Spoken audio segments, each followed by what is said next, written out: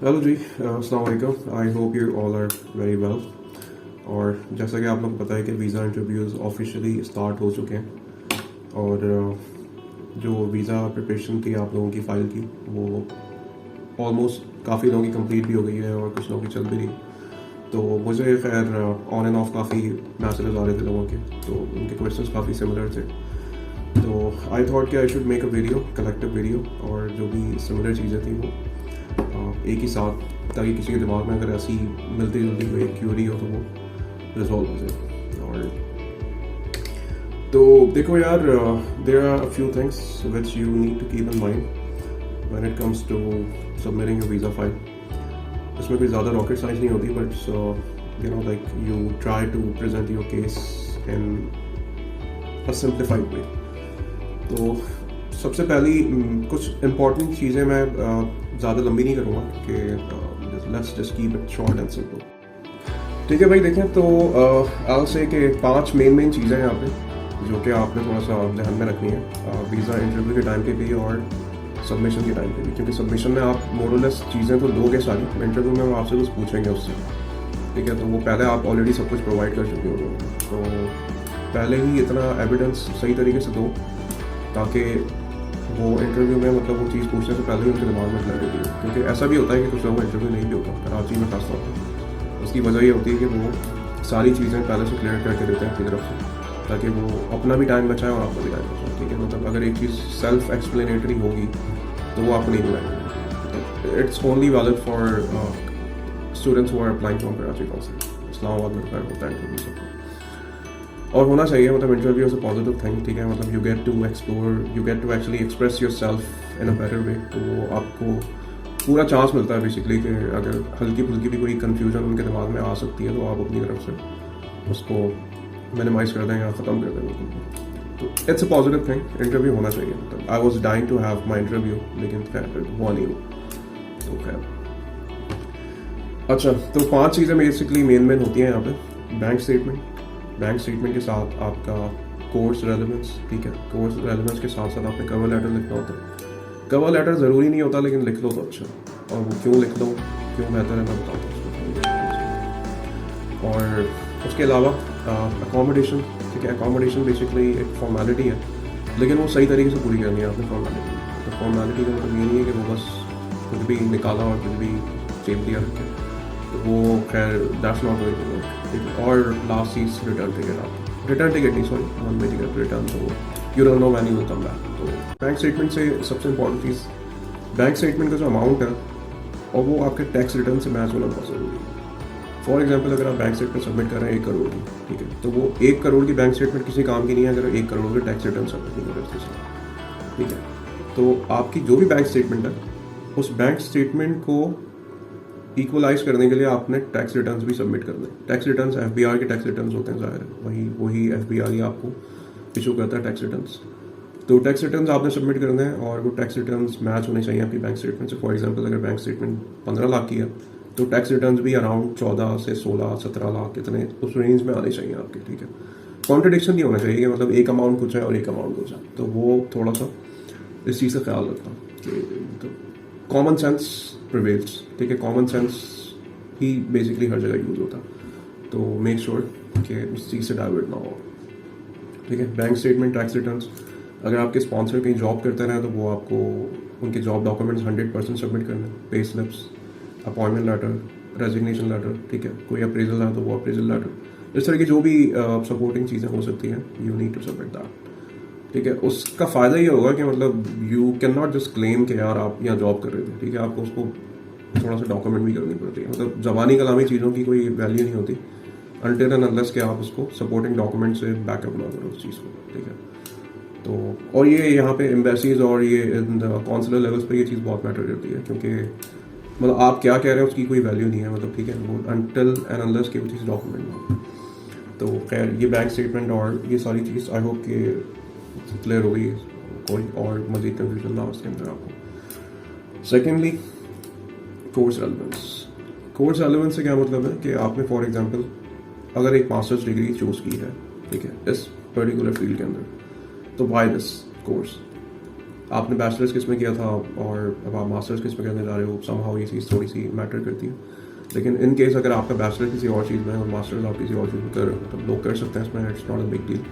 तो you have to justify that, ठीक है। मतलब कि कहीं जॉब की थी, कोई रेलिवेंट वर्क एक्सपीरियंस था ऐसा, या आगे जाके आप कहीं और अपने आप को मोल्ड करना किसी और चीज़ की तरफ, तो मतलब it's totally based on your motivation, ठीक है। कि मतलब यार you are the one who can express yourself better, ठीक है। मैं कुछ नहीं कह सकता उसके बारे में, लेकिन द पॉइंट इज कि आपको पता होना चाहिए कि आप कर क्या रहे हैं। और थर्ड चीज़, कवर लेटर लिख लो तो अच्छा, बल्कि लिख लो तो ज़्यादा बेहतर है। इसकी वजह ये कि कवर लेटर बेसिकली पूरा आपका शुरू से लेकर आखिर तक आपका पूरा रोड मैप बता देगा कि आप क्या थे, अब आप क्या कर रहे हैं, ठीक है। आपने ये चीज़ क्यों चूज़ की है, इसके बाद आप क्या करेंगे, कंप्लीट होने के बाद क्या करोगे। अच्छा ये चीज़ बहुत इंपॉर्टेंट है कि डिग्री कंप्लीट होने के बाद क्या करोगे, वो नहीं भी पूछे तब भी उसको बताओ, ठीक है। अगर वहाँ पे जाके पासपोर्ट भी अप्लाई करना है ना, तो तब भी बोलना कि नहीं मैं वापस आऊँगा और वापस आके मैं यहाँ पे ये करूँगा वो करूँगा। खैर वो इतने बच्चे नहीं होते, उनको भी इस चीज़ का आइडिया होता है, लेकिन आप अपने एंड से ये चीज़ क्लियर कर दो कि भाई मतलब मैं यहाँ से ये जॉब आके मुझे यहाँ पे इस इंडस्ट्री में काम करना है पाकिस्तान में, और ये एरिया थोड़ा सा वीक है, और मुझे लगता है कि मतलब मैं जब वहाँ से ये चीज़ स्पेशलाइजेशन करके आऊँगा तो मुझे मेरी वर्थ थोड़ी सी ज़्यादा हो जाएगी। वो आप अपने वर्ड्स में, अपनी बेसिकली एनालॉजीज़ में आप उसको कर सकते हैं डिस्क्राइब, तो इट्स अप टू यू, ठीक है। अब बाकी दो चीज़ें लास्ट होती हैं बड़ी, वो एक तरह से फॉर्मेलिटी है, लेकिन उस फॉर्मेलिटी को थोड़ा सही तरीके से पूरा करना है आपको। अकोमोडेशन और टिकट। देखो अकोमोडेशन का सीन ये होता है कि आपको एक पर्टिकुलर टाइम के लिए एक आपको अपनी रेजिडेंस शो करनी होती है कि आप वहाँ पे जाके रहोगे कहाँ। तो सबसे पहली चीज़ तो ये कि कुछ वेबसाइट्स हैं जो कि ईजिली एक्सेसिबल हैं और आपको कुछ पे नहीं करना पड़ता। You can easily get your dummy accommodation, booking.com सबसे पहली है, उसके अलावा Airbnb और इसी तरीके से काफ़ी हैं, मतलब जो कि फ्री है काफ़ी, अब आप देख सकते हैं उसको। तो 1 मंथ की आपने मिनिमम शो करनी होती है अकोमोडेशन अपनी। 1 मंथ का मतलब है कि वो कंफर्म्ड हो। कंफर्म्ड का मतलब ये नहीं है वो आपने पे किया हो, कंफर्म उसके डॉक्यूमेंट पे कंफर्म लिखा हुआ होना चाहिए, जो कि होता है जब आप बुक करवा लेते हो और जब आप उसका PDF डाउनलोड करते हो तो उस पर लिखा हुआ होता है कि booking confirm from this date to this date, ठीक है। तो वो उसमें होता ही है कि आपको कार्ड अपना अटैच करना होता है सिर्फ। अब वो आपको देखना होता है कि फ्री कैंसिलेशन की टर्म्स एंड कंडीशंस क्या है, और वो उसका मार्जिन इस तरीके से रखना कि वो 30 दिन भी आपके पूरे हो जाएं और आपका 4-5 दिन भी हो आपको कैंसिल करने के लिए, वरना वो फिर सीधा सीधा वो डिडक्शन हो जाएगी आपके कार्ड से। तो make sure you keep that in mind. मतलब जिस दिन वो आपका पीरियड खत्म हो रहा है उससे 2 दिन पहले ही कैंसिल कर दो, to be on the safe side, क्योंकि कार्ड आपका अटैच होता है। और फेक कार्ड्स और डमी कार्ड्स लगाओगे तो वो उस वक्त तो गो थ्रू हो जाएगा, लेकिन फिर बाद में वो कैंसिल हो जाता है। तो इट्स अप टू यू कि आप कौन सा कार्ड यूज़ करते हैं। मतलब मैंने ये किया था कि मेरे मल्टीपल अकाउंट्स थे, तो मैंने वो वाला कार्ड अटैच किया था जिसमें फंड्स इतने ज़्यादा नहीं थे, मतलब थे लेकिन शायद कोई 70-80 हज़ार रुपये थे। तो वो अगर उसमें कुछ पड़ भी जाता तो मुझे ज़्यादा नुकसान नहीं होता। तो लेकिन खैर मतलब इट नेवर हैपन्स अगर आप प्रोसेस सही तरीके से फॉलो करें, और अगर आप उनकी ड्यू डेट से पहले ही अपना कैंसिल करते हैं तो वो 1 रुपया भी नहीं करता आपको। तो it's very straight forward and simple, ठीक है। अब लास्ट चीज़ आती है आपके पास टिकट। आपको एक तरह से एक अपनी आइटनरी शो करनी होती है कि आप बेसिकली इस डेट पे ट्रैवल कर रहे हैं और यहाँ से यहाँ जा रहे हैं। फॉर एग्जांपल अगर आप रोम आ रहे हैं, चलो आप पीसा आ रहे होंगे फॉर एग्जांपल, तो पीसा डायरेक्ट फ्लाइट तो आप हो रही हैं ऑपरेट, पहले लास्ट ईयर नहीं हो रही थी, लेकिन बेसिकली एक स्टैंडर्ड अप्रोच ये होती है कि आप यहाँ से मेलपेंसा, जो कि मिलान या फिर फिमेचिनो, जो कि रोम, यहाँ की फ़्लाइट लो और फिर उसके बाद ट्रेन लेके आओ। तो और ये उनको भी पता होता है कि मतलब बेसिकली आप ट्रेन के ज़रिए ट्रैवल कर सकते हैं, या डायरेक्ट फ्लाइट अगर हो तो डायरेक्ट भी आप शो करवा दो, उसमें it's not a big deal. पे तो आप कर नहीं है, वैसे भी वो एक तरह से एक टेंटेटिव ही टिकट होता है। तो ये मेन कुछ चीज़ें आपने सबमिट करनी है अपने वीज़ा डॉक्यूमेंटेशन के साथ। चेकलिस्ट आप देख चुके होंगे ऑलरेडी कि काफ़ी सर्कुलेट हो रही है, तो वो सारा कुछ आपने देना। और देखो कुछ मेन क्वेश्चंस होते हैं इंटरव्यू के अंदर, जो कि घुमा फिरा के वही आपसे रिफ्रेस करके वो पूछ रहे होते हैं। Why Italy? अब देखो इस चीज़ का कोई फिक्स जवाब नहीं है, ये हर कोई अपने हिसाब से ये जवाब दे सकता है। अब इसका बड़ा आपने प्रिसाइज और बड़ा कंसाइज होकर आपने इसका जवाब देना है कि वाई इटली, ठीक है। तो इट्स अप टू यू कि वो आप किस तरीके से दो। और वाई दिस कोर्स आपको पता होना चाहिए, कोर्स आपने ये चूज़ किया और ये कोर्स कंप्लीट करने के बाद आप क्या करोगे। और क्या मोटिवेशन है आपकी और ये कोर्स क्यों चूज़ किया, वाई दिस यूनिवर्सिटी। मतलब अब तक यहाँ तक पहुँचने के बाद तो आई डोंट थिंक कि ये चीज़ें आपके दिमाग में क्लियर ना हो। तो you have like done everything yourself, ठीक है। इवन ये सारी चीज़ें आप एडमिशन अप्लाई करते हुए भी आप लेटर ऑफ मोटिवेशन में बताते हो अपने, तो वही सारी चीज़ें घुमा फिरा के वो यहाँ पे पूछते हैं आपसे, तो कोई ज़्यादा कोई फ़र्क नहीं होता इसमें, ठीक है।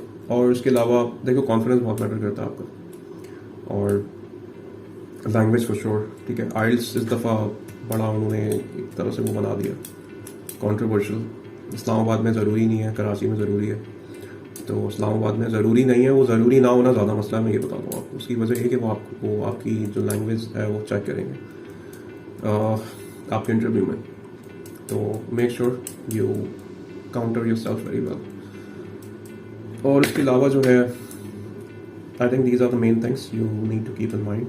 तो खैर if I just quickly recap all the pointers, तो 5 मेन चीज़ें आपने ध्यान में रखनी है अपनी। बैंक स्टेटमेंट, ठीक है, course relevance, accommodation, cover letter, ticket, ठीक है। और इंटरव्यू के क्वेश्चंस भी मोस्टली वो इसी के अंदर से पूछते हैं, वो आपसे कोई बहुत ऑफ ट्रायल होगी कुछ भी नहीं पूछेंगे। मेन चीज़ें यही होती हैं।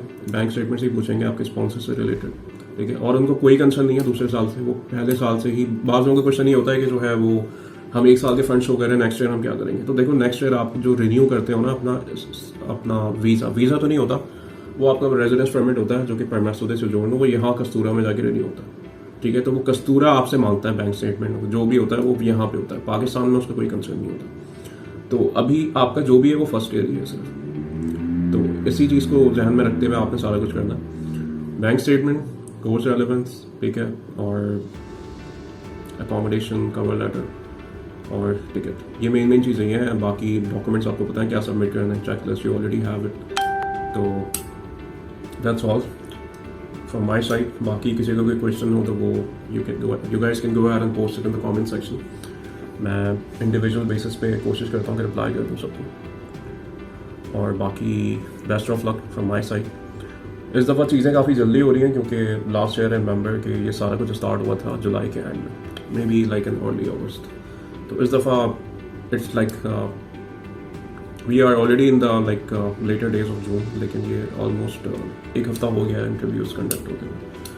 तो जो भी होना है वो जल्दी होना है इस दफ़ा, जो कि अच्छी बात है। मतलब you will have more time to come here and settle yourself down.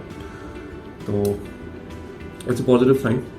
बाकी जो है आप लोग सही तरीके से प्रोसेस फॉलो करो, और further if you have any curies, any confusions, let me know in the comment section. So I'll see you guys in the next video and take care. ये चेक करें, सिर्फ कोरोना ख़त्म नहीं हुआ तो उन्होंने वाइन ही बना ली कोरोना के नाम से। वाह, ज़बरदस्त।